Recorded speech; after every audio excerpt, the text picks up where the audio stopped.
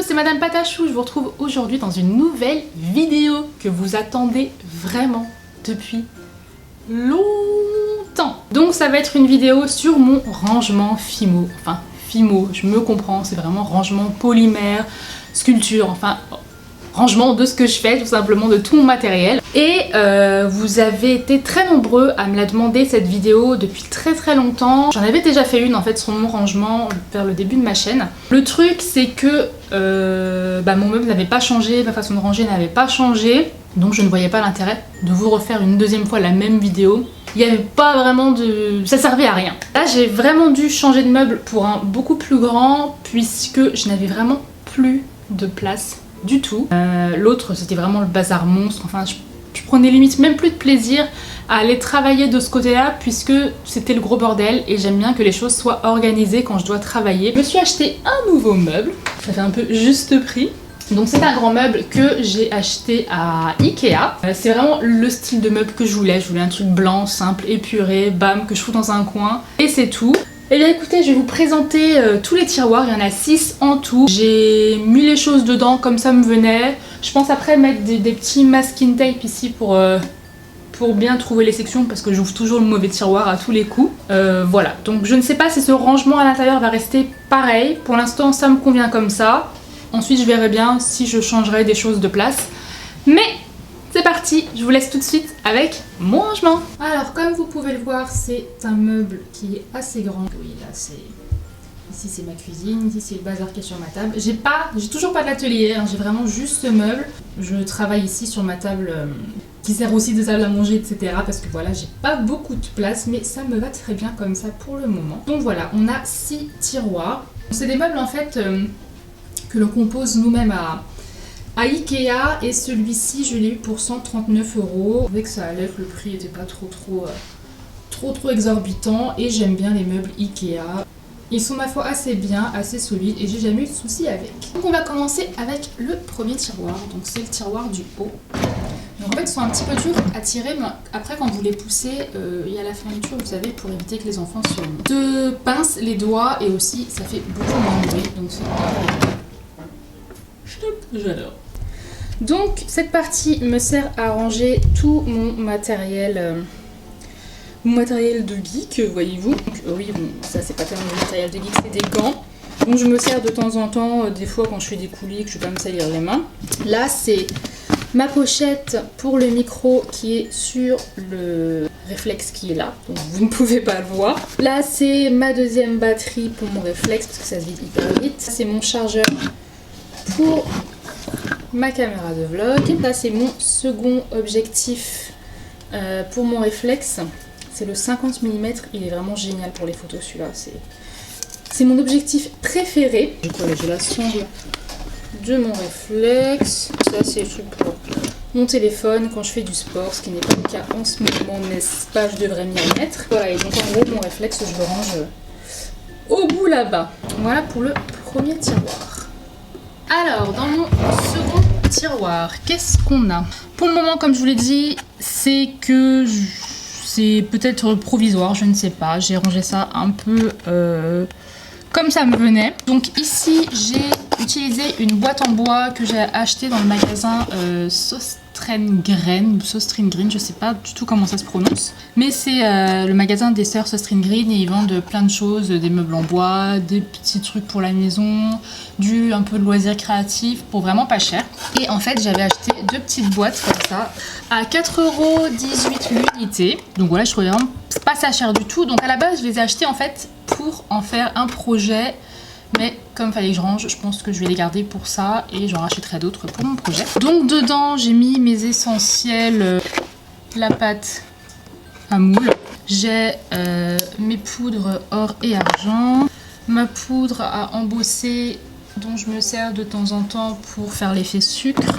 J'ai mon vernis brillant, du scotch. Là j'ai un autre petit flacon d'effet sucre que j'avais vu à la petite épicerie avec du sucre cristallisé un petit peu plus gros. Et vraiment j'étais un peu dubitative à la base, mais vraiment l'effet est vraiment super joli. Ma petite boîte de Doliprane qui me sert d'emporte-pièce. Là j'ai les trucs dont je ne me sers pas vraiment souvent, donc pour l'instant j'ai un scalpel ici dont je me sers pas encore jusqu'à ce qu'il soit cassé, on va dire. Un rouleau que j'avais vu dans un truc. J'ai du matériel de modelage. Donc je me sers pas de tout, hein. Là je me sers surtout de ce ball tool, de cet outil ici. Là je m'en sers pas pour l'instant, mais j'en trouverai bien une utilité. Ça c'est pour y accrocher les petits trous comme ceci, vous voyez, pour faire des textures. Et ça c'est une aiguille encore plus fine. Notre rouleau comme ça, en fait j'en ai plein des rouleaux comme ça parce que lorsque je fais les ateliers à domicile, j'en ai besoin. On a en dessous cette boîte.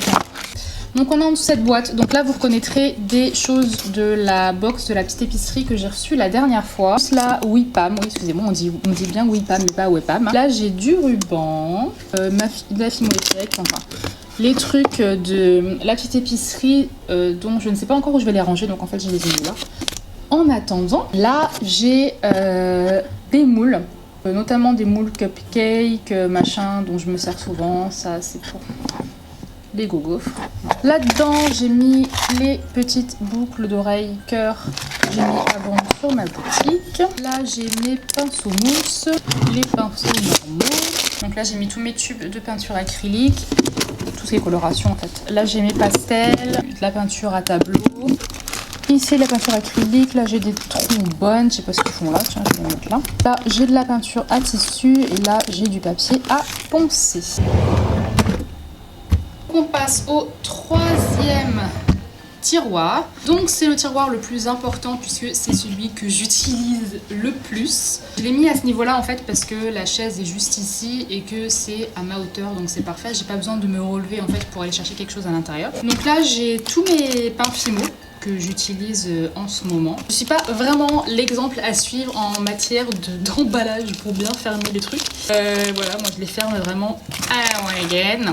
Mais j'ai pas de problème de séchage en fait, donc voilà, à part pour certaines pâtes. Mais la soft, c'est vraiment rare que pour moi elle sèche ou qu'elle s'émiette et tout. En général, c'est plus les pâtes pro, mais bon, comme je m'en sers vraiment un tout petit peu de l'ocre, ça me pose pas vraiment de problème. Je sais pas si, je trouve que dans mon autre vidéo c'était rangé comme ça aussi. Donc c'est tout bête en fait, j'ai utilisé une ancienne glossy box de l'époque où je m'achetais tous les mois une box beauté et j'ai fait 2 rails comme ceci parce que la pain Fimo se range parfaitement dedans, c'est super. J'ai coupé des paquets de céréales comme ça, donc ça c'est tout con et ça me convient très très bien. Ici j'ai mes plaques de carrelage, donc j'en ai 2. On me demande souvent, mais c'est tout simplement des plaques de carrelage qu'à la base on pose au sol, hein. Ni plus ni moins. Et je les ai achetées à Leroy Merlin. Ici j'ai une autre glossy box, mais cette fois-ci je l'ai fermée. C'est la pâte Burke que je stocke ici. Donc vous allez me dire, ouais mais elle n'a pas séché et tout. Oui bah oui, elle est bien émiettable. Comme je la coupe en tout petits morceaux et je la ramollis avec ma machine à pâte, il n'y a pas de souci. Et j'ai mis là-dedans toute ma cernite. Donc comme je m'en sers pas souvent, je l'ai fermée parce que j'ai peur qu'elle sèche. Là j'ai la Mix Quick, c'est de la pâte qui sert justement à ramollir les pâtes comme ça. Et là j'ai un pain professionnel Dollart blanc. Ici j'ai ma trousse avec les outils que j'utilise tout le temps dans mes tutos. Donc c'est une trousse qui a bien vécu, à la base c'est une trousse Sephora.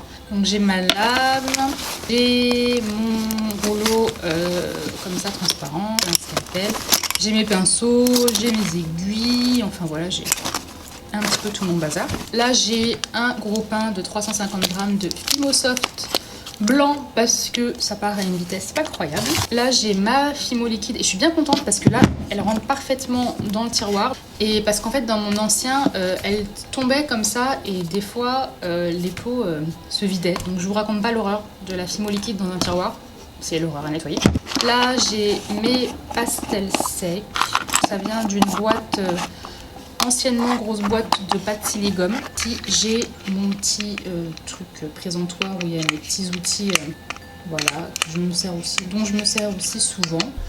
Ensuite on passe au 4e tiroir. Donc là c'est le tiroir que j'appelle le tiroir bordélique. Donc là j'ai du fil de fer dont je me sers souvent pour les personnages. Je compte bien me mettre à la sculpture. J'ai toujours voulu me mettre à la sculpture, donc un jour je m'y mettrai.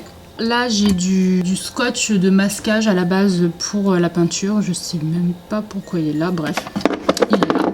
Là j'ai ma machine à pâte dont je me sers énormément. Mais elle commence à grincer un truc de ouf. Donc il faut que je trouve un moyen de la huiler ou je ne sais quoi parce que je supporte pas le bruit des trucs qui grincent. Là, j'ai ma petite boîte où je mets tout ce qui est après, petits anneaux, etc.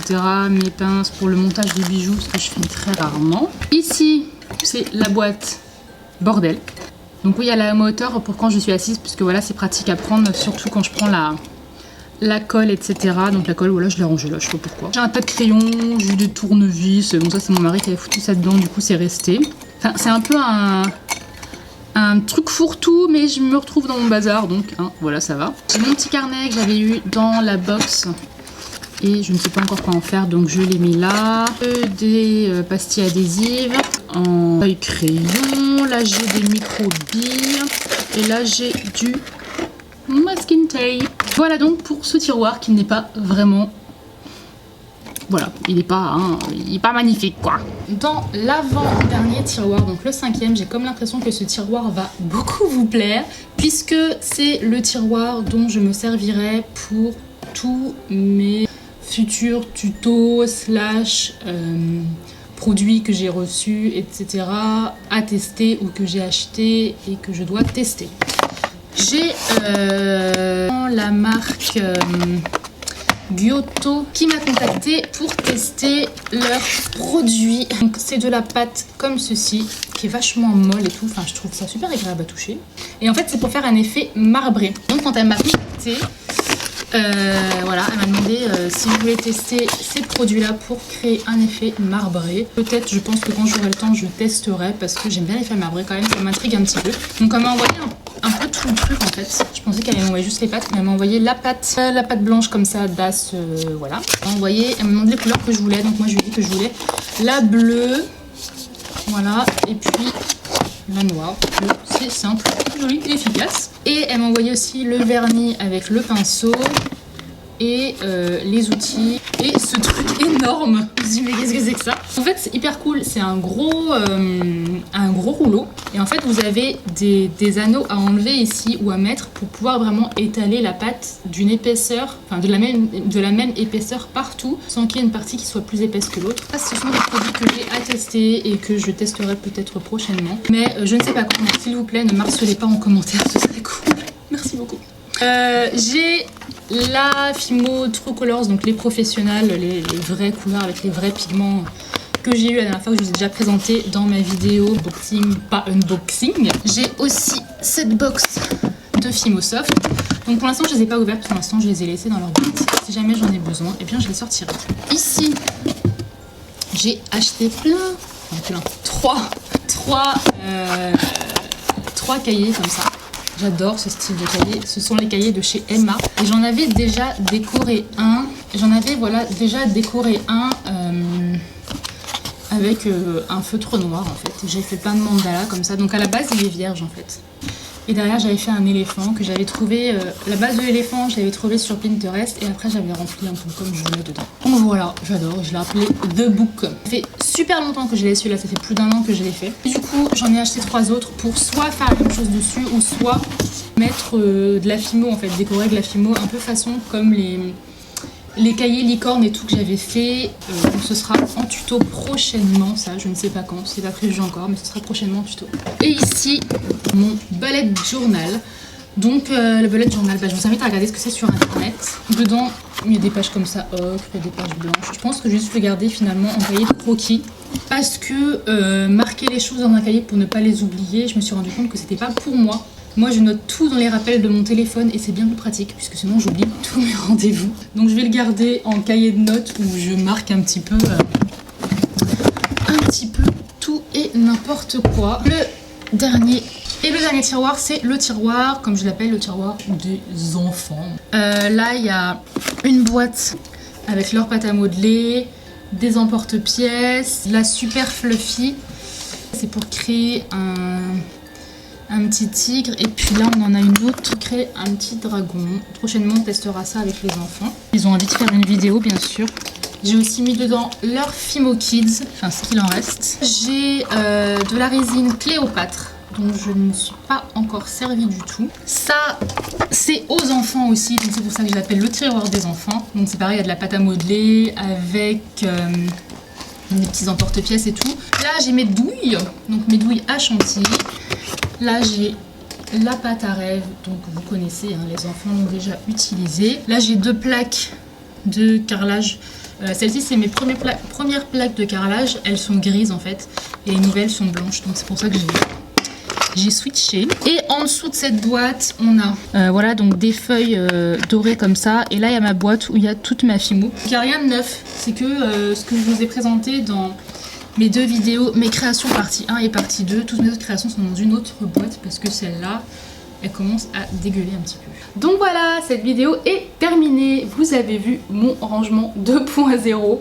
Il est quand même mieux que le premier. Je suis très contente de ce meuble, je suis très contente de mon achat. Je l'ai monté pendant genre 2h30 samedi, mais je suis hyper contente d'enfin pouvoir ranger mes affaires correctement, de ne pas être perdue dans ce que je cherche, que tout ne soit pas empilé, enfin voilà. Donc dites-moi en commentaire ce que vous avez pensé de ce nouveau rangement. Mettez un pouce bleu s'il vous a plu. Et puis, quant à moi, je vous dis à vendredi pour une vidéo tuto. Gros bisous.